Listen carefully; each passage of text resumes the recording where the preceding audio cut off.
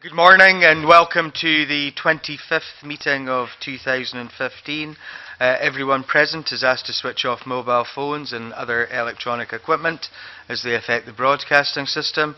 Some committee members will refer to tablets during the course of the meeting because we provide papers in digital format. No apologies have been received for this meeting. I welcome George Adam to the committee. He replaces Claire Adamson, who has left us to join the Infrastructure and Capital Investment Committee. I'd like to thank Claire for all her hard work on the committee and say how much we're looking forward to working with George. And agenda item 1 is to ask George if he has any relevant interests to declare. Mr. Adam. Thank you, Convener. Just refer you to my published declaration of interest, but also add that I was down as a member of Renfrewshire Leisure Trust. I haven't been a member since May 2012 because it was a Renfrewshire Council appointment, so just to make sure that you're aware of that.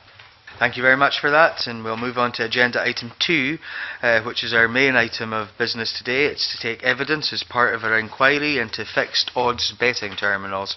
We're doing this in a round table format as it allows us to hear from as many people as possible in the short time we have available to us.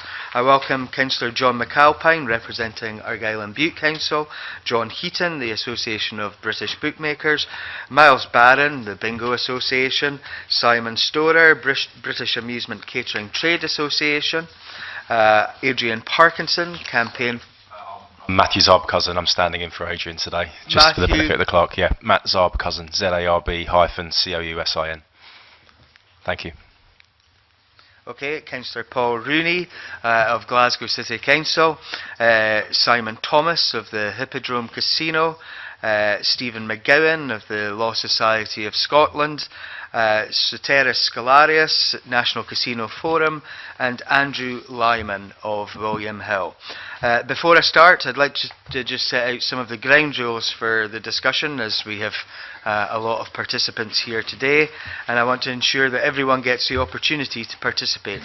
So I'd be grateful if you could indicate to me when you want to speak, and I'll call the speakers in order. I'd also ask you to be mindful that this discussion is being recorded, and so you must ensure that the audio operator has time to switch the microphones on before you begin to speak. You don't have to touch any buttons, they will switch the microphones on for you.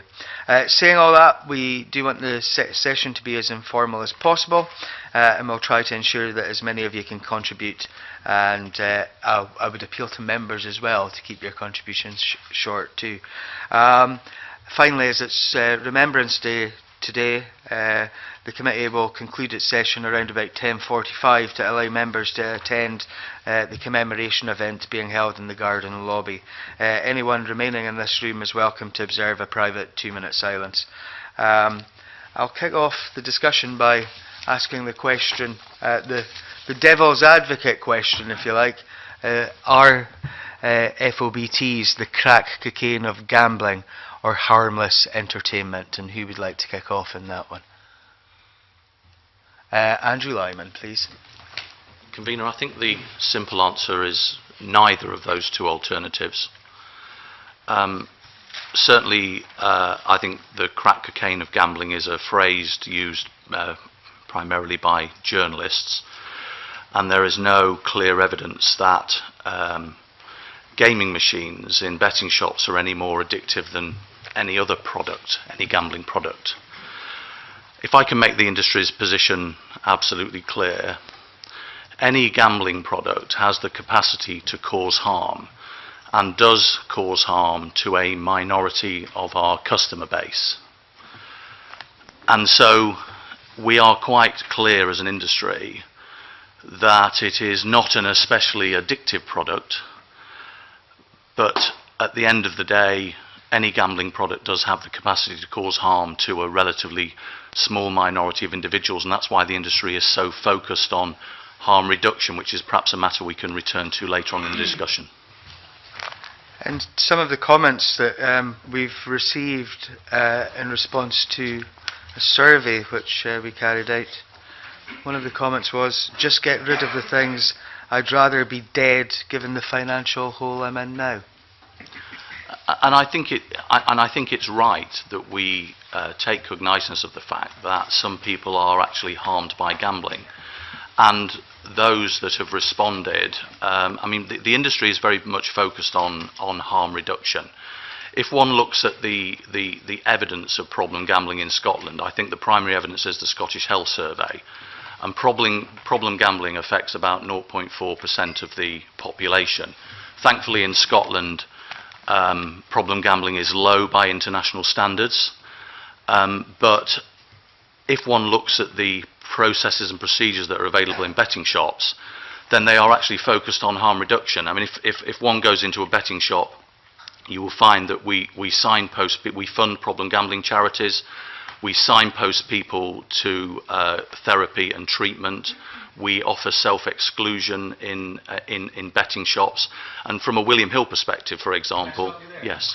Because one of the other things which we found in the survey is someone who said that they've self-excluded themselves from every single shop in the area, but there are points where they still go in, and you know, there are no discussions with him round about the fact that he self-excluded himself previously.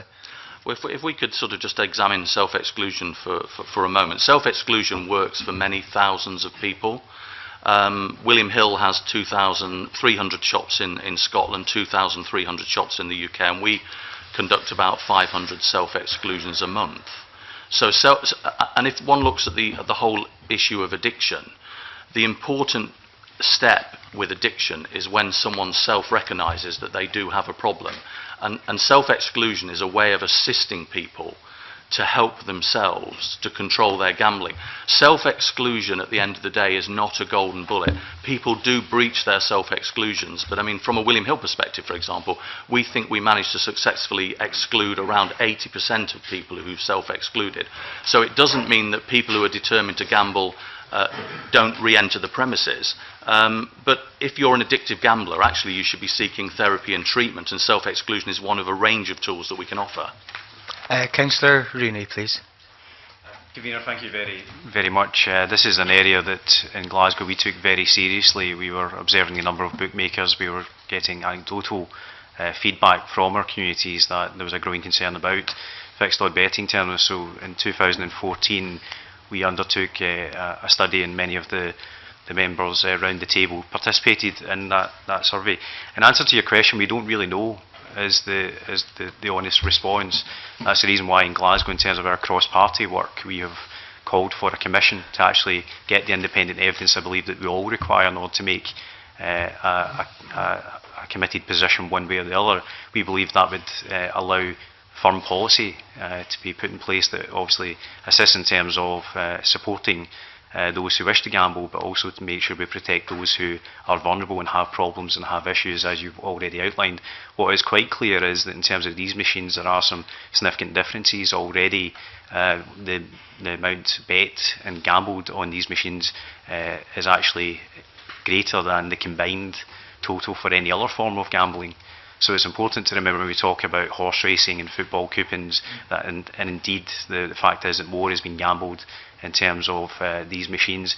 We are clearly concerned in terms of the speed of play of these machines, the level of stake, and of course the number. In Glasgow we have now 800 fixed odd betting terminals and the 200 bookmakers, so that's certainly more than one in every community in the city. In the average, Convener, we have established that the average bet is £12 every 35 seconds on one of these machines, and the truth of the matter is that we don't actually know what impact they're having. We do know they're popular, we do know they're growing, and we believe that this is an opportunity for Scotland to actually lead in terms of having an understanding of that. At that point, everyone round the table can say with confidence the impact of these machines, and to actually answer that very pertinent question that you've asked this morning.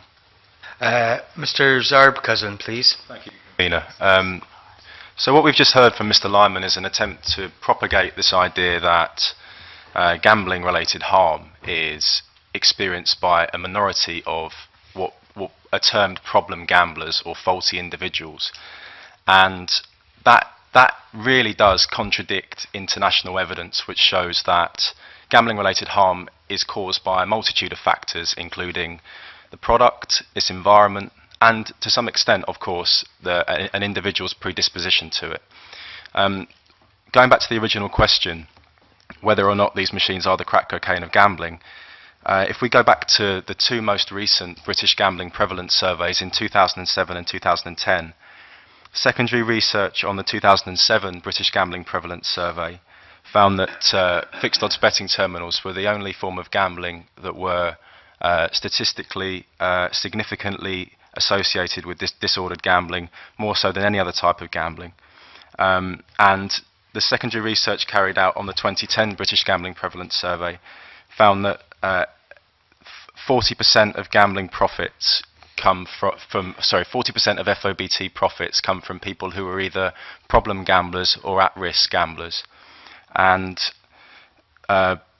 profits from problem or at-risk gamblers from FOBTs are more than several leading gambling activities combined. So this is the type of gambling that problem and at-risk gamblers gamble on the most, they lose the most on, and the £100 stake facilitates harm. So it allows a user to stake up beyond their means if they're starting to chase their losses, or if they win a bit and then they become desensitized to lower stakes. The range from £1 to £100 means that they can stake up from what is affordable in the first instance to an unaffordable level. So that's why we're campaigning for a reduction in the maximum stake. Obviously, I know that power isn't going to be devolved, but this product is significantly associated with harm, and the research from the Responsible Gambling Trust found that 37% of users experience harm while playing them. So it is about the product as well, and I think that's what the industry needs to recognise if they talk about responsible gambling. It's not just about gamblers gambling responsibly, it's about the industry behaving responsibly, and are they doing so by offering a product where you can lose £300 a minute? Mr. Scholarios, please. Just wanted to put in the record the context of the casino, these machines in casinos, just to give an idea. I think the point has been made that the environment is a very important factor, and how the environment basically monitors the machines. There's a total in Scotland. There's only 10 FOBTs in the 14 casinos in Scotland, and the level of interaction between the customers and the managers and staff that are there to supervise the play of these machines, and any problems that may arise out of the way that certain individuals gamble, is at a completely different level. We also have a self-exclusion scheme. It's a mandatory self-exclusion scheme for all National Casino Forum members, and it's independently audited, and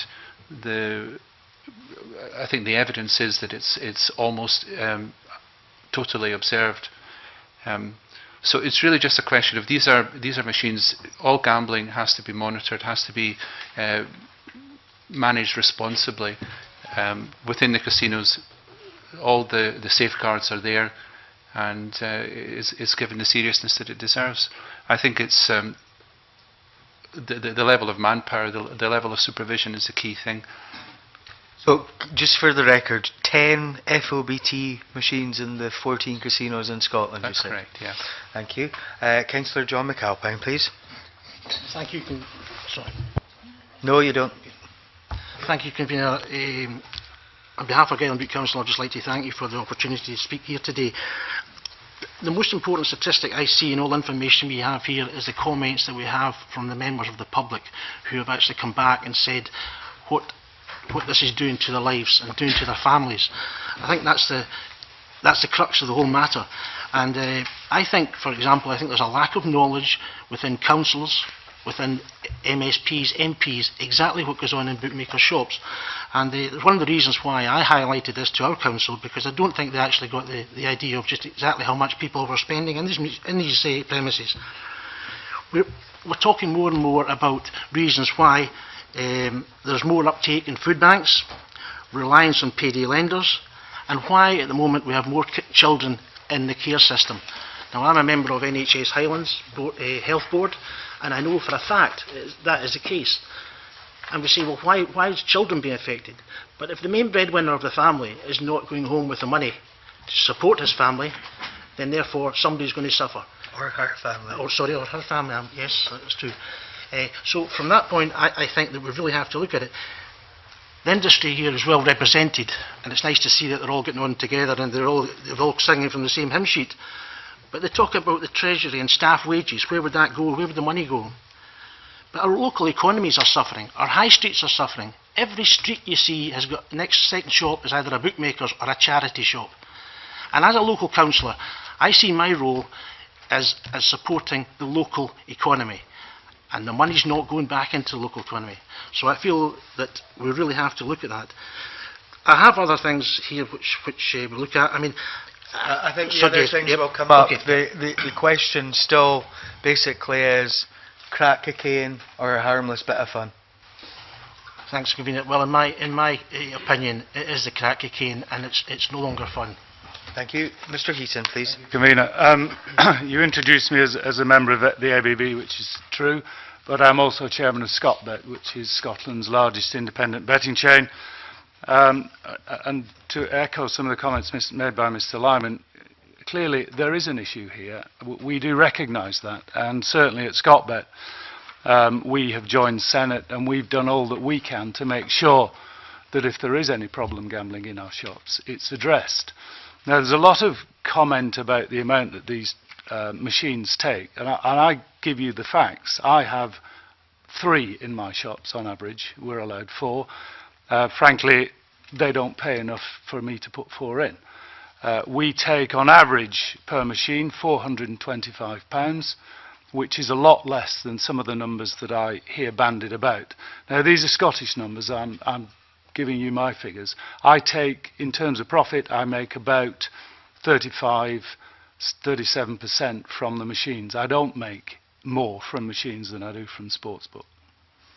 Recently, I've had to close 8 shops because they were simply not able to pay for themselves. Sadly, the group has gone down from 75. We're currently now at 49, and there's probably 4 or 5 that are already looking likely to close. So the idea that somehow we're targeting the less well-off, that we are making fortunes out of the machines, is simply not borne out by the facts, as far as I'm concerned. It's maybe the fact that you're closing shops because some of your competitors are clustering around your current businesses, as we seem to see in various places. Unfortunately not, Convenor. Most of the shops that I have been forced to close were in areas where they didn't have competition. On that point, Councillor Rooney. To come back in, it's just to ensure that the committee is aware that the figures I've quoted are available publicly. They come from the operators of the machine that was contained in the survey that Glasgow City Council published back in June 2014. So the figures that I've referred to and the wider impact and the stakes being gambled in Scotland is available to committee and to the public in Scotland and are verifiable. So whilst I can't discuss individual cases and bookmakers and machines, I can give you a context of one city and Scotland as a whole. Thank you for that clarification. We'll come back to the citing of shops and things later, I'm sure. Cameron Buchanan, please. Thank you very much indeed. Could I just ask you to comment on the effectiveness of the Senate group and how effective it is to curb regulating gambling? It's a group that promotes responsible gambling standards, and I just wondered if people could comment about the Senate group. Well, let's finish off, Cameron. We'll come back to that point, okay. But I want to give the folks the opportunity to answer the first question, because we're still not quite there. Simon Thomas, please. Thank you, Convenor. Crack cocaine is a very emotive term, but actually the FOBTs are quite an emotive product. And to be honest, I've been involved in the gambling industry for over 30 years. I've never come across a situation where any one product is causing so much noise. It is impossible that there is not a problem associated with machines. Now, to prove it definitively, will be like the lung cancer. There's no causal link between smoking and lung cancer debate that went on for years whilst everyone knew it was a problem. But when you put the situation in a common sense context, gambling worldwide follows a pattern with a pyramid of regulation and player protection supervision. At the very top you have casinos where the hard gambling exists. People know they're going to a casino. It's a destination. They go with the budget in mind. There's very effective door control to keep young people out.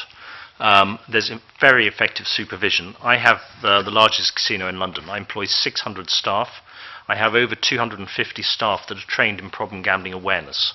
My failure rate of letting under 18-year-olds in is 0, and I'm very proud of that. And it works.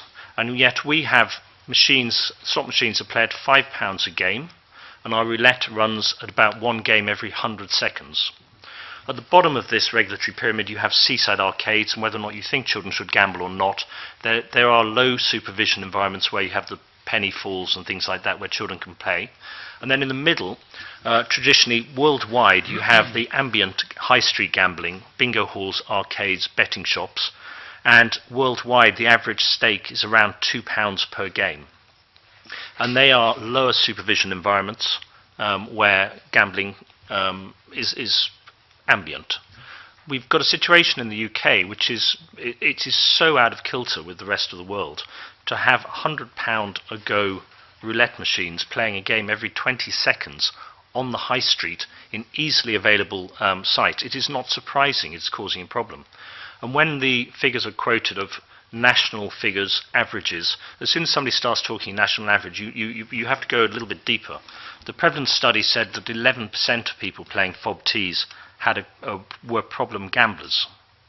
And when you actually look at problem gambler, the law says we have to protect the young and vulnerable. It does not talk about problem gamblers. Problem gamblers are the end of the scale. There's a huge chunk of problematic gamblers, like a binge drinker, somebody who will go in with their £300 wages and all of a sudden they've spent their money. Now, they're not a problem gambler, but that machine has caused a major problem to them and their families. And that sort of level of gambling should not be allowed in easily accessible high street locations. When bookmakers did not have them, they were very nice environments. There were places where people would go and have a fiver on the horses, and it was fairly benign. Now you've got a situation where 97% of call-outs to gambling premises are, by the police, are to betting shops, where you've got thousands of machines smashed up every year by irate gamblers who have lost control. You've got situations in the press on a regular basis. There was a suicide from a chap in Aberdeen citing the FOBTs as an issue. They're without question a problem, and I admire Scotland for actually taking a stance, and hopefully the rest of the UK will follow. Okay. Mr. Lyman, is it in the original point? Yes, it is, Convener. We firmly believe that problem gambling is about the person, not the product. And we think if Scotland is to fashion a sensible harm reduction policy as far as problem gambling is concerned, that it doesn't concentrate on a single product in a single sector, but it has a coordinated view around all gambling products. And if one looks at the facts, the Scottish Health Survey tells us that about 1 in 20 regular bettors and gamers that goes into a betting shop may have a problem. But the Scottish Health Survey also tells us that about 13% of multi-product gamblers, those gamble on 6 or 7 different products across different gambling sectors, have a larger problem. So I think it's right that we discuss gaming machines in betting shops, but I think a more sensible approach is to look at a harm reduction policy across all products and concentrate on the person and not the product. What would you say in response to Mr. Thomas, who obviously is involved in another part of the gambling industry, but obviously has some experience, and the comments that he has just made about the dangers of these FOBT machines and where they're located? They're a popular product. They're a digital product. Just because they're popular doesn't mean to say they're right. Crack cocaine is popular amongst some folk, as we well know. But at the end of the day, Convener, with respect, it's a question of proportionality. And I've heard the figures from Councillor Rooney and the figures from Mr. Heaton. Around 40% of William Hill's profits come from gaming machines. Around 60% comes from traditional over-the-counter products. And we have problem gamblers across the range of products. So at the end of the day, this idea that gaming machines are particularly addictive is simply not borne out by the evidence, the Scottish Government's own evidence from the health survey. Well, I'm not going to defend the accuracy or not of the health survey, and I think that in some regards, in terms of survey work, when it comes to addiction, some people try to hide that addiction, and we know that all too well. I'm going to take John Wilson now, please. It's just on the original point. One of the submissions that we received from the questionnaire that the committee put out was the point about the use of FOBTs, and the individual makes point about the worst harm I have suffered has come from using my debit card on FOBTs. When my daily cash withdrawal limit from the ATM has been exceeded, I can go into any bookmakers and use my debit card on an FOBT without any limits. Surely that's feeding the addiction, and it's uncontrolled addiction if people can actually go into those FOBTs and actually just use a debit card to. Yeah. First of all, betting shops don't accept credit cards, and one cannot use a debit card directly into a gaming machine. Right. The only way that one can use a debit card is to present the debit card to the colleague in the betting shop and ask for some credit to be put on the machine. But we're quite clear now that actually continued use of debit cards. Can I stop you there, Mr. Lyman? And you will stop when I speak, because I am the chair. You've just said originally that you cannot use debit cards in shops, and then you said machine. No, I get the credit card point, but then you said you cannot use it in machines, and then you said that you could go to a colleague in store and get the credit off of that debit card. Now, it's either one or t'other. People can either do this or not do this, because you seem to dismiss the original point that was being made by Mr. Wilson. I'm certainly not dismissive of the point. What I was merely trying to explain was the process, and when one hands a debit card over the counter, it's a legitimate form of payment. Many people don't carry a huge amount of cash now and actually prefer to use a debit card rather than carrying large amounts of cash. Repeated debit card use is an identifiable marker of harm, and certainly in our shops our staff are instructed that when someone is using a debit card repeatedly for either over-the-counter betting or for gaming machine use, that is an opportunity to conduct a responsible gambling interaction with that particular individual. Okay. Mr. Stewart, is it still on this point, because I want to get to Mr. Buchanan's question? Convener, yes it is, please. Okay, on you go.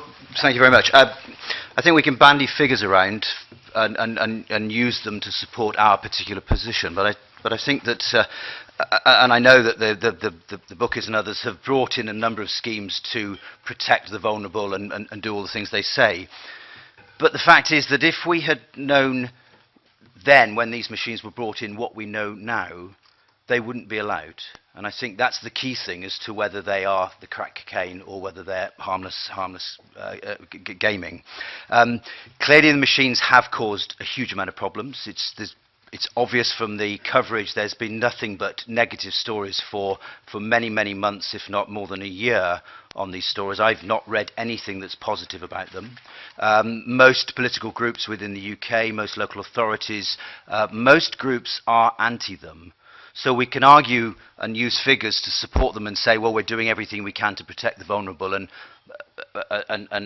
they don't cause the problem they do. Well, clearly the majority think otherwise. And as I say, if they were brought in, when they were brought in, if we had known the knowledge that we now know, then would they have been accepted? And the answer is no, they wouldn't. And therefore that must be the key issue as to whether they are actually a problem or not a problem.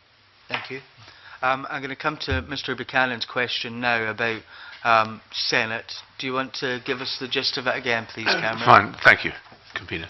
Senate is the Promoting Responsible Gambling Standards, and it's not everybody has to belong to it, as I understand it. And I wondered if you would comment on what Senate actually achieves in this sense, because it says when the fund stops, stop on their TV advertisements, but does it? Anyone want to answer that?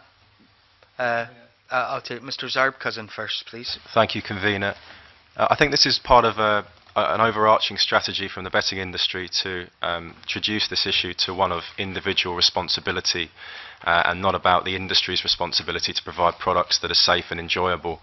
It's one thing to say when the fun stops, stop, but if the funds stop, if you're addicted, it's a lot more difficult than that. You know, you're already addicted. I personally got addicted to fixed odds betting terminals at the age of 16.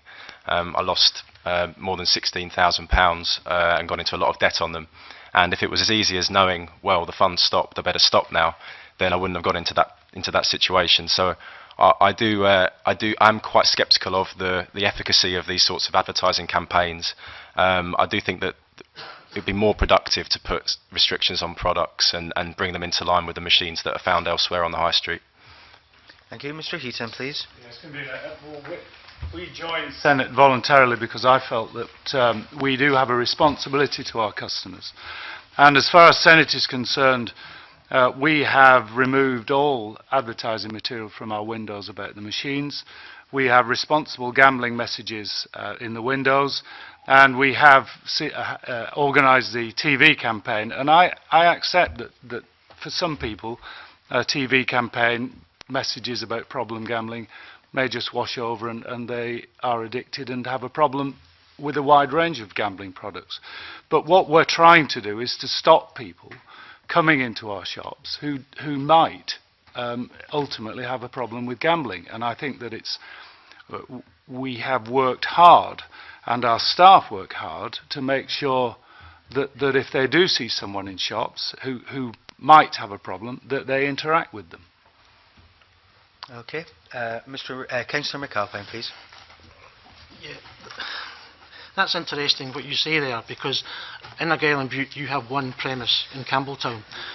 And that premise there, for example, there are 4 machines in that shop, albeit you say mostly the shops have 3. I could go into that shop and play any machine, and the cashier would not even know I was playing these machines, because they're not even in sight. Not even in sight of the cashier. So therefore, unlike casinos where you go and you sign in at the door, you're pictured, you're either signed in by a guest or you sign a guest in, they vet you. These places, you don't have any knowledge of what's going on. But in regards to the interaction, which Mr. Lyman mentioned earlier on, I think there's an issue here with staff safety. Because if, for example, someone can access £300 from their bank, and that's the limit for a day, and they go to one of your shops and they deposit or they lift, say, £800 from the cashier, what is the limit that you would give them, and at what point would a member of staff approach someone in the shop and say to him, I think you've spent enough? So from that point of view, I think you're putting your staff at risk, because that person's not want to leave at that point, and I think you really have to consider the staff safety, and I don't think it's responsible interaction to expect maybe a single female or male late at night to go and approach that person and ask them to stop gambling, because they're wanting to recover what they've lost. John Wilson. Thank you, Convener. It's just on that issue about we've heard about interventions, we've heard about interactions between staff and users of those machines. Mr. Lyman made reference to it, and what I would like to know is, do you record how many interactions or interventions that your colleagues make in relation to where you identify problem users of those machines? Because we've heard that colleagues will monitor, in terms of the William Hill citation, the use of the withdrawals from the debit cards or credits for the use of the machines. How do you monitor and how do you record the interactions that are taking place, and how do you do signposting if you actually find you may have a problem gambler using those machines? Okay, I've got Mr. Scholarios next, please. Just to say that in casinos we have a very formalised process for recording all interactions, and they have to be, the evidence has to be available for the authorities to audit and independently. And I think just in a general point, in terms of the machines, we accept that they're a hard gaming product. I think that's the point that Mr. Thomas has been putting across as well. We accept that they're a hard gaming product, and we in the casino industry believe very strongly that our customers need to be not so much given total left to their own devices. We believe that our customers need to be helped as well, and on many occasions will be advised to discontinue their gambling and will be helped to restrict put restrictions on their gambling. The general point being that casinos are very, very highly regulated, intensively regulated, and we feel that is where these machines really belong, if they belong. Mr. Thomas, please. Thank you. The Senate group is recognised by the rest of the industry as a well-meaning but bookmaker, it's 100% bookmaker membership smokescreen for the FOBT activity. The people in the Senate are good people, but the issue is not being addressed that it is not all about the player. That's a very convenient argument for the bookmakers. Professor Mark Griffiths in 2005 said that problem gambling is product, location and player. Hence why you have that pyramid of regulation that hard products have to be in well supervised locations where the player is protected. The bookmakers have developed a new code through Senate. It's been judged by the Responsible Gambling Trust as ineffective. We have lots of talk of self-exclusion. Firstly, if huge amounts of people are self-excluding, there's got to be a problem. The Gambling Commission statistics said that the number of people self-excluding from bookies had jumped over the last few years from 20,000 to 28,000, but there are 21,000 breaches. The bookmakers are doing schemes where they're broadening out self-exclusion across a whole region. Medway was the first trial where you can self-exclude from all the shops in Medway. A recent check on it said there was an 80% failure rate. And it all comes down to a complete lack of supervision. And when the bookmakers have opened 2% more shops, that doesn't sound a lot, but the bookmaker opening hours have gone from being around the horse racing time of sort of 10 till 6. They're generally open from 7:30 in the morning till as late as 11 o'clock at night. So the number of hours have gone up dramatically, and yet the number of staff have dropped by 8,000 in bookmakers. And it is frequently you have single manning in bookmakers. One of the chains does not allow its staff out of their protected cage after 6:30 at night. I'm not quite sure how they are supposed to interact with customers and say, hey Johnny, I think you might be spending too much money. It just doesn't happen. It's more of this smoke screen. Hard gambling should be in highly supervised locations, and FOBTs are not in the right location. Ironically, there are, I think it's 180 FOBTs in casinos. If anywhere, they should be in casinos. I personally think they're too hard for a casino. £100 spin on a 20-second spin. It's fast, hard gambling. But if anywhere, they should be in casinos because we do have active control, active supervision. We don't actually have membership anymore. You can walk straight in, but you walk in through a doorman. You go through a reception area, and all the gambling is face to face. And even on the slot machines and electronic gaming terminals, there are slot hosts going round all the time. We don't have staff behind cages because it's such a dangerous environment. Our staff are out on the floor. Mr. Lyman, please. To answer Mr. Wilson's question, I think he raised two issues. One was reporting and one was staff safety. Certainly from a William Hill point of view, and I don't think we're much different from any of the other major bookmakers, we have a comprehensive reporting system within our shops and a central compliance team that monitors all of that reporting. So in a shop, for example, you report the number of age verification challenges you make, you report the number of responsible gambling interactions that you have by way of narrative. That narrative is then recorded centrally, and the figures that I gave you from a sort of UK basis for 4,700 responsible gambling interactions a month and 500 self-exclusions a month are figures that are gathered from our central reporting system. We even monitor shops to find out whether those shops have failed to report, and then we challenge those shops if they haven't reported any incidents on the basis that we would expect at least responsible gambling interactions to be taking in a shop, and if a shop isn't reporting at the sort of expected level, then we would challenge the shop and the management around that issue.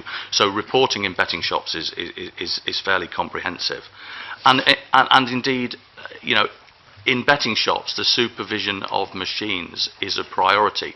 One thing that we haven't got to yet, of course, is the legislative change of the £50 restriction around gaming machines. So if you now want to play a gaming machine at above £50, you have to do that A, by registered play, or B, by handing the money over the counter. You can't load the machine if you want to spin at more than £50. So there is a very significant restriction and an opportunity for interaction with the customers on that particular issue.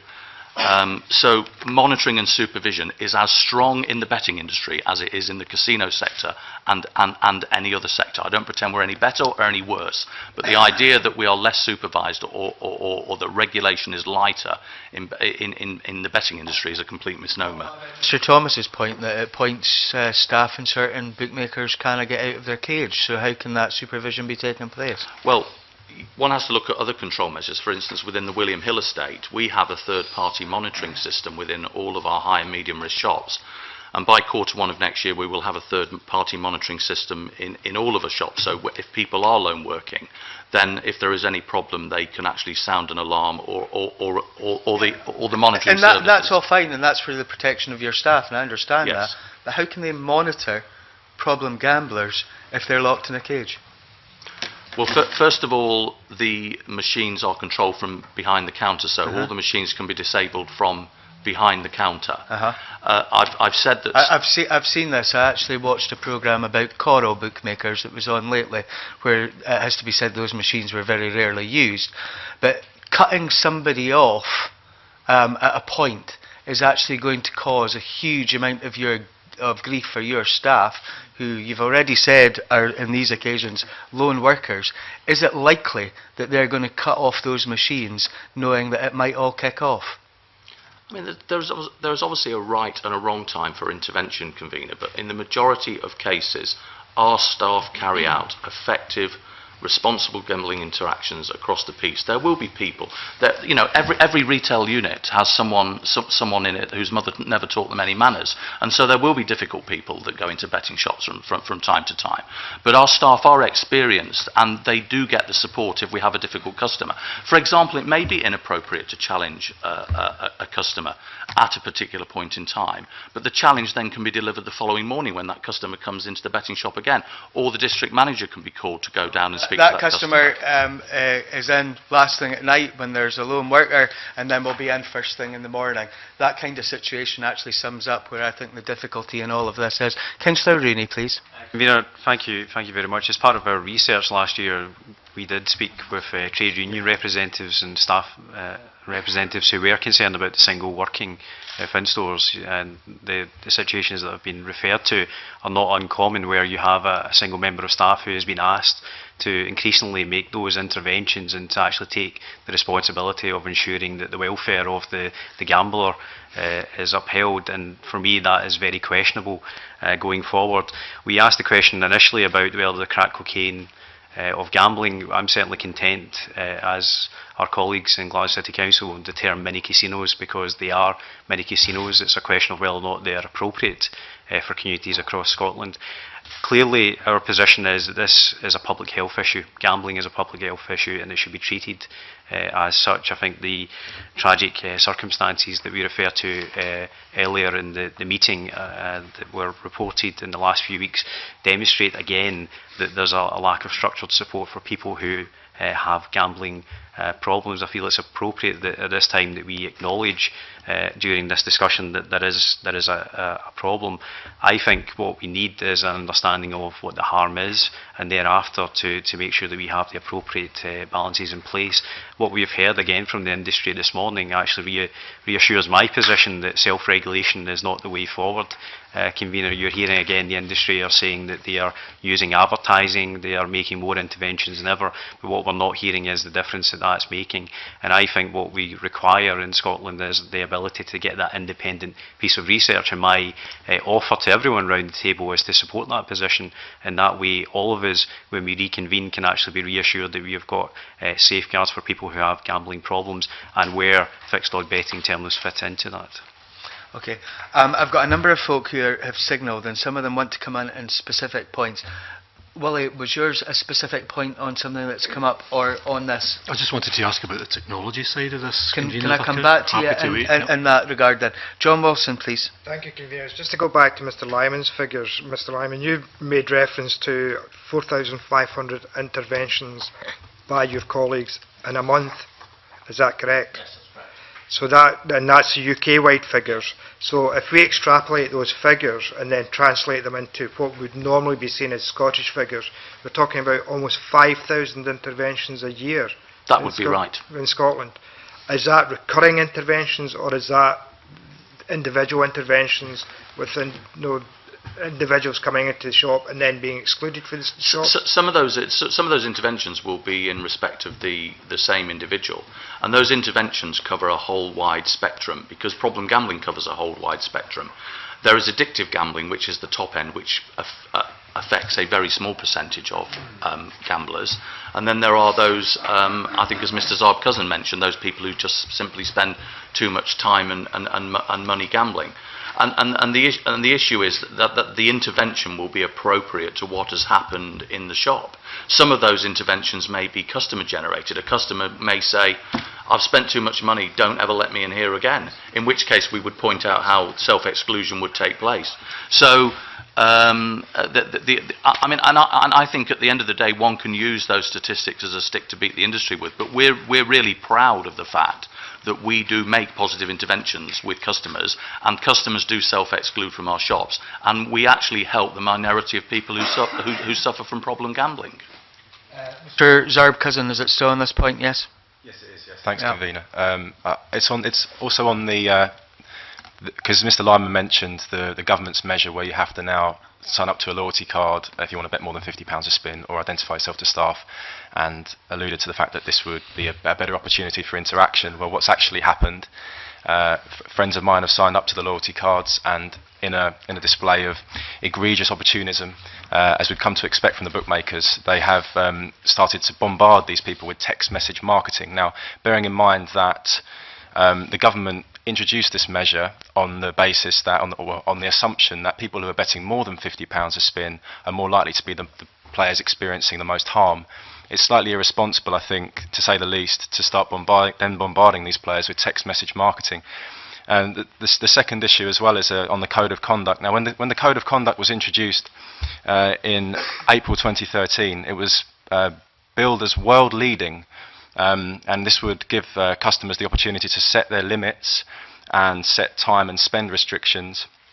But obviously, the problem with it was when you reach the time and spend restrictions, you would get a message and it would say, do you want to continue? And you could just press yes and carry on. The RGT commissioned an evaluation of this code of conduct. It was far from world leading. By December of that year, by December 2014, just 1,500 out of 4 million sessions used limit setting, and those that did set limits set them between £350 and £450. So self-regulation is not the solution. It makes no sense to invest all this time and resource into mopping up the problems caused by this particular product. You might as well just deal with the product, reduce the harm that way, and then you don't have to then try and clean up the mess that it's created. Mr Stewart, please. Thank you. I also wanted to talk about the £50 regulation issue that's just been covered, and I'll add a little bit to what's already been said. When it was brought in, it was a sensible move from the government to look at how they could begin to control some of the problems that were there. And I'm sure Mr Lynham's company have endorsed it and run it very successfully. However, we know that a number of bookmakers have used it as a marketing tool, and by signing up to it, you give your mobile number, and therefore you are open to this marketing. Texts such as "Big men bet big" have been used by the bookies to encourage people to continue to bet. So I think it's very disingenuous to assume that all of them have taken this scheme on board in a sensible and way to try and actually deal with this problem. So there's a lot of evidence that showed that it has been used very disingenuously. Big men, bet big. Do you think that would get Senate advertising approval? you must ask them. I've got one thing before we move off to Senate and off the Senate subject and move on to Willie Coffey. I'd never heard of Senate, to have to be honest with you, until very recent times, where suddenly they wanted to talk to me. I wonder why that is. And when I said no, not until after this inquiry was dealt with, because everybody has got the ability to put in written submissions and maybe be called to give evidence, I have to say that the response was fairly aggressive. Does that really bode well for an organisation that is supposed to be dealing with trying to resolve problem gambling from the industry's perspective? And I'll ask Mr. Heaton and Mr. Lyman that. Mr. Heaton. Well, you may not have heard of Senate, sir, but in fact, you will have seen all the advertising that has been paid for by Senate, and it wasn't branded Senate, but it nevertheless has been. No, but that was not my question. It's the fact that they make contact with you for the first time ever. A cynic would maybe say it's because we're conducting this inquiry, and on this occasion I am a cynic. Well, I apologise for the reaction that you appear to have got from Senate. They are. We have tried to make sure that it's an independent organisation. The board are all independent. The management are independent. And if you feel that they've been overly aggressive, then we'll certainly take that back. Mr. Lyman. I think, Convener, there's a place for self-regulation, and Senate and the Association of British Bookmakers are very focused on self-regulation. But I think it's also important to record that the industry is proud to be part of a regulated sector. And I think it's good that we're sitting around the table talking about statistics, being held to account by you and your other colleagues. But I think that, you know, one of the points that we've missed is that the fact is that these machines are supplied by a heavily regulated sector. And if we're moving off, and I want to finish this part first and then get on to Mr. Coffey. Right, in terms of no, does the betting industry understand the term no? I'll give you my example here, because none of your industry has been really interested in what I've had to say previously, and then suddenly they're all over you like a rash. And when I have said no, I will not be meeting anyone during the course of this inquiry, because you have the ability to submit written evidence and then may be called to give evidence. Your folk don't quit, do they? Well, Convener, I think it's probably right that you said no, because you have to main objective because you're chairing this committee. So I fully understand why you said no to previous approaches. So why is it that after I'd said no to William Hill, that during the course of my party conference in Aberdeen, one of your folk went out of their way to try and find me and speak to me? I wasn't at that particular event, Convener, no. so I don't know, but I can see that you're objectively chairing this particular committee. Mr. Buchanan. Just a quick point. I gather that to be a member of Senate is voluntary. It's not compulsory. Not all gambling people are members of Senate. Is that correct? Okay. Willie Coffey, please. Thanks very much, Convener.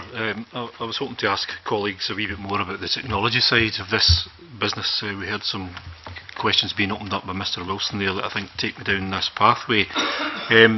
Can more be done with the technology to protect people?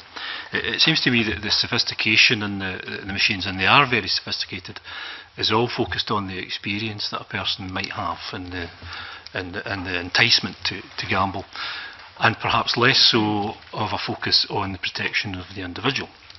So how can could technology be better deployed to protect people from making increasingly more mistakes? Because the figures I heard are quite worrying, Convener. We heard Mr. Zarb-Cousin saying that a person can lose £300 a minute. We heard Councillor Rooney saying that the average bet is £12 every 35 seconds. Surely the technology could be deployed in a wee bit more of a sophisticated fashion to protect people. So I appreciate ideas on that. I can talk about the technology in betting. Mr. Lyman. To be honest. If one goes back to the £50 restriction, what betting shop operators on at the moment are focused on registered play, because one of the challenges in betting shops is that obviously a lot of the play is anonymous, and therefore it's difficult to profile customers. We are encouraging registered play, and Mr. Zarb-Cousin has talked about the card and how customers are messaged. We are currently in a trial where the Responsible Gambling Trust have identified the potential markers of harm of gambling. We have developed algorithms which are obviously being trialled on both our online site and on our gaming machines to identify harmful patterns of play. And I use, for example, the example where, for example, increases in turnover for a customer or something like that. So if it's registered, you can say that. What we are now doing is running a trial where we are messaging those customers who, on our algorithm, are engaged in potentially harmful play. And the trials so far are suggesting that that is working well, that around 60% of customers who are messaged, who are engaging in registered play, are actually changing their behaviour. They're actually staking down or staking less or gambling less frequently. So we're really encouraged by we're really encouraged by those trials. They're taking place online, they're taking place in retail, and the Responsible Gambling Trust have recently commissioned research to help us develop that approach to technology. And I think it's absolutely right that the industry should be held into account. We're a technological industry. We're providing a digital product both in retail and in online, and it is right that we should develop technological solutions to identify harmful patterns of play and then to be able to react with those customers and help them to change their behaviour. It's in its infancy, but it is happening and it is meaningful and it is working. Can I ask you a question, Mr. Lyman? Because in this room there is somebody who likes a wee flutter, shall we say. Yes. Mainly online betting. Yes. Not a big gambler. No. But he wins almost all of the time. Now, the bookies have developed the technology to ban that person from betting in certain sites. So if you can develop that technology quickly to deal with and get rid of the small-time gambler who's winning a lot, why can't you just deal with these technologies that you've just talked about with FOBTs right now? And we are doing that, Convenor. We are developing that technology and we are implementing it within our businesses. Mr. Zarb-Cousin, please. Thank you, Convenor. Yes, on this particular algorithm that the Responsible Gambling Trust commissioned Feature Space to investigate, which is a commercial company, the Gambling Commission noted that a significant proportion of problem gamblers still remained unidentified from the patterns of play that were supposed to indicate problem gambling. So the algorithm is, as Mr. Lyman says, certainly in its infancy. I'd say probably about 10 years away from being effective. And it doesn't really go to the crux of it, which is that you can identify harmful patterns of play, but you're not addressing what's causing the harm in the first place. And it's a combination of factors. It's the staking range, £1 to £100, the roulette content, which is addictive anyway, but made 5 times faster than in a casino, the fact that it's a solitary activity. There's a range of factors that make this a particularly harmful product, and reducing the stake would limit that harm.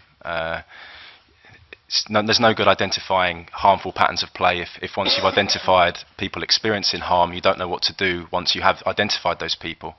There's very little research or work that's gone into, on the industry side, gone into actually finding out what would be effective in terms of an intervention. Mr. Thomas, please. Thank you. Problem gambling and algorithm, it's a lovely nirvana. It's a very nice way of pushing the problem down the line for another 5 or 10 years. The University of Las Vegas produced a paper a short while ago that made it very clear that an algorithm is not the solution. When you look at the test for problem gambling, the current one is called DSM-5. It has a number of checks. They are things like, have you missed time from work? Has your gambling caused you arguments? Do you borrow money to gamble? And these are all the real world things you pick up through supervision of the player, human supervision. And you cannot pick them up through an algorithm. The potential for an algorithm is fairly small. I'm happy to copy you the paper from University of Las Vegas. It is very low. And I think you quite correctly identified Also, the algorithm, there's a bit of divided loyalty. I'm sure the bookies are putting lots of money into algorithms, but the algorithms are used to promote the business. In the same way, I too joined, I'm actually M Mouse and D Duck in two of the bookmakers, gave my phone number and email address. I'm bombarded daily with adverts, pressure to spend money, offers. That is not exactly the way to promote, to use technology.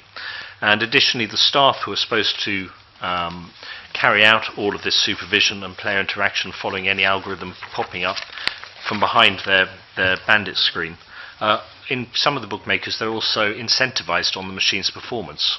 So beside being probably on minimum wage, late at night, often female, with a lot of things to do, they're supposed to do all this, and they're also told you're going to get more money if those machines take more money. It doesn't add up. Okay, does anybody else want to come in on the technology point then? Sorry, Councillor Rooney. Convener, thank you. Just very quickly, just to respond to Mr. Coffey's question, I mean, quite rightly, he's identifying the technology. My response would be the technology is already in place. Part of our consideration in our research as well or not, that required if we were having such machines that you have compulsory membership. What that would allow is you would actually be able to monitor exactly the play that's taking place. What you're hearing at the moment is different parts of it, and it's always the individuals that we don't know who perhaps are making the significant losses. I think what I would say going forward is if these machines continue to exist in our communities, then we have to actually have access to that data. As I've already indicated, we have the overall position already stated, and that's giving us an understanding of the losses, even to the extent it's actually £12.86 per average spin. So that's the level of detail already exists. The industry know their customers very well, Convener. I think the difficulty is those who are not part of the industry need to get that understanding. You talked about communities there, and in some of the written submissions that we have, it seems that bookmakers seem to be clustered in certain communities, city centres, but poorer communities. You don't see many bookies in the West End of Aberdeen, it has to be said from my observations. It's been said by some that planning policy should be used to deal with that situation, but we all know that that's almost nigh near impossible. Do you have any comment on the cluster or the planning aspects? Thank you, Convener. Yes, in terms of planning, my first observation is if you look in most communities in Scotland, you will see a clustering effect. If I may speak about my own community, Knightswood in Glasgow, there are 3 bookmakers in one row of shops. That is the reality. So each of those bookmakers has 4 fixed odd betting terminals. So each of them has 4? 4, yes. So 12 in one parade of shops? Yes. That's the position just in one community in Glasgow.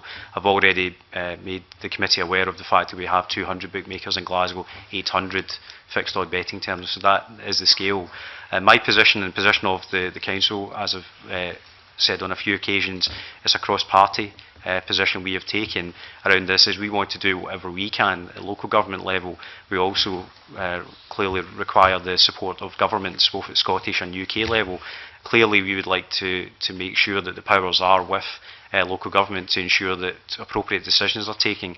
There still remains issues around categorisation of bookmakers as opposed to other categories and such as banks, and that is something that I believe we can address and address quickly. So the complexities of this discussion we are hearing this morning, it's not straightforward to actually say it's one thing or another, it's actually a combination of things, and that's why I continue to reiterate that position of having that independent research and where a commission would support a position going forward, and that's without taking a step back from my pragmatic approach, which is to work with campaigners and the industry, but without that independent research, Convener, it's very difficult to make firm conclusions. So instead of us just carrying out this inquiry into FOBTs, you would like to see a broader discussion about the movement of power from government, whether that be Westminster or here, to local government, to allow you to have more of a say in what's going on in this particular industry. Convener, if I could just quickly respond, my position is always that the power should sit at the appropriate level. On this occasion, I certainly believe that local government is best placed to make decisions on planning matters associated with the appropriateness of bookmakers, and that certainly is a position where we see voids are replaced by bookmakers, despite the fact there may be one or more bookmakers in close proximity already. But it's been argued that the planning system alone is not enough in terms of being able to regulate goods and services. My position is that when we're talking about fixed odd betting terminals per se, it's a range of issues. It includes planning and licensing. And the point I'm making here, Convener, is that we have to understand those complexities in order to actually get the appropriate policy going forward. Councillor McAlpine, do you want to come in on that point? Yeah, well, the original question was regarding technology and where it fits in with the fixed odds betting terminals. You know, we had a problem with alcohol in this country, and what we did was we actually set time limits on when you could buy alcohol and whatever in the morning, or when you could buy it at night. I don't think we need to get into technology. I think we have to look at the men or people queuing up, men or women queuing up at 9 o'clock in the morning to enter a bookies licensed premise.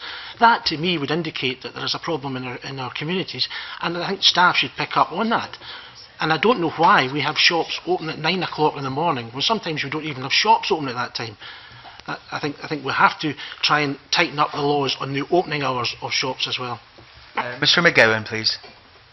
Good morning, Convener. I'm hoping to piggyback onto the comments from Councillor Rooney about local government regulation. It's something I feel I, on behalf of the Law Society, can usefully comment on. So if you're with me on perhaps straying away from the technology question, I can comment on that. I think we've kind of moved away a little bit anyway, so on you go, Mr McGowan. I'm grateful, thank you for that. I would like to make a very important point about local regulation, and that is that the Gambling Act 2005 is a very significant drafting error in it, which the Law Society, the Scottish Government and the Gambling Commission have all tried to have remedied for many years. And that is an error which results in a situation that licensing boards in Scotland, the authorities which issue licences under the Gambling Act, are not entitled to regulate premises. Now, this drafting error relates to the authorisation of officers, licensing officers, who go out to premises and ascertain whether or not they are adhering to the law. And this happens under alcohol licensing and other forms of licensing across the country. But under the Gambling Act there is a problem, because the original Act ignored the fact that in Scotland licensing of gambling premises is dealt with by the board and not the local authority, because of course the licensing board in Scotland is a separate legal entity, as I'm sure most members will be aware, and that situation persists. So to give you one example of the benefit that local regulation may be, is that if we do manage to convince the Westminster Government to amend the Act, and Ian Murray MP has tried with an amendment, although it wasn't taken forward in the recent Scotland Bill debate, that would allow local officers at local government level to be trained appropriately in relation to the Gambling Act, and would allow them to conduct enforcement and compliance activity which is not being conducted at the moment. The Gambling Act came into force in 2007. Since that time, my understanding is there's been one review of a gambling licence since 2007. Now, that suggests that there is a wide misunderstanding or perhaps fear of what the gambling law is by licensing authorities in Scotland, because they're so busy and focused with alcohol licensing. There is a solution to part of what I suggest are the issues here about local problems, and that is for this committee to hopefully hear what I say and enjoinder the Westminster Government to amend the Gambling Act to allow proper local enforcement to be conducted by licensing officers. Thank you. Convener. We want to work in a well-regulated sector, and if amendments have to be made to give licensing officers the right powers as they have in England, then that should be done forthwith. I'm sure the committee will take that on board. Mr McGowan, there's no point in having your expertise here without asking you further. Do you think that there are any other measures available to the Scottish Government at this moment in time, or with the new powers, about the perceived proliferation of FOBTs? I think that there is a difficulty over using terms which are not defined legally, and of course that's what you'd expect the Law Society to say, but I think it's a good point, because we prefer law to be made as good law. And if we're using terms such as clustering and proliferation, these terms have to be identified and measured. Now, what I would say is that we would support Councillor Rooney's call for wider research and that wider research might educate everyone involved in this process as to what those terms may actually mean in reality. Under alcohol licensing, licensing boards are very used to the concept of over-provision, which is the idea that there are too many alcohol licensed premises within a given area, and that is a term which is under the Licensing Act, which is the Alcohol Licensing Act, which is within this Parliament's control. But even at that, there are ongoing cases and disputes over what over-provision may or may not look like, some of which is being addressed recently in the Air Weapons Licensing Act. But it's a very difficult topic to get clarity on unless it's looked at properly and it's based on evidence which is probative.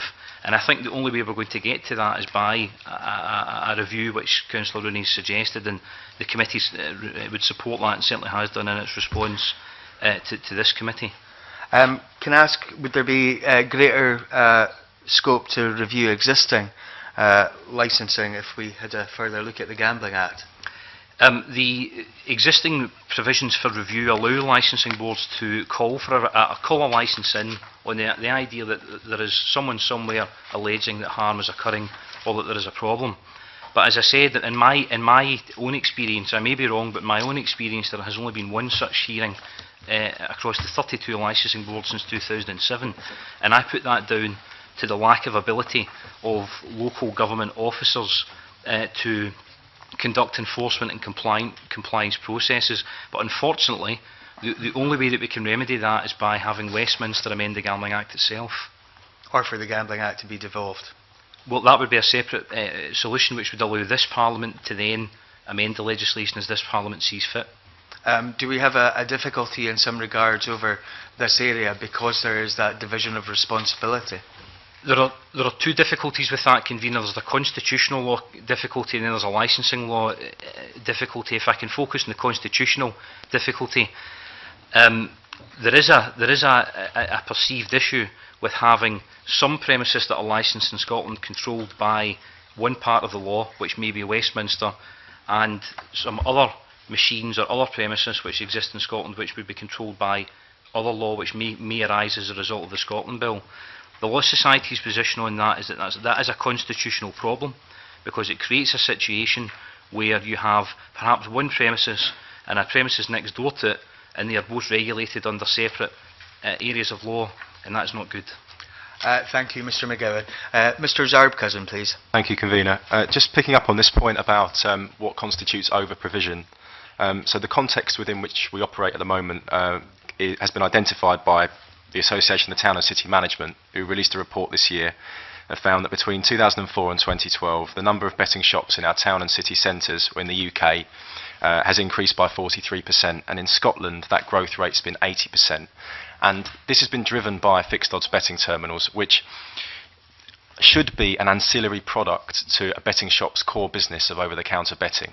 Obviously, for many operators, particularly the corporate operators, they now account for more than 50% of their profits and more than 80% of their turnover.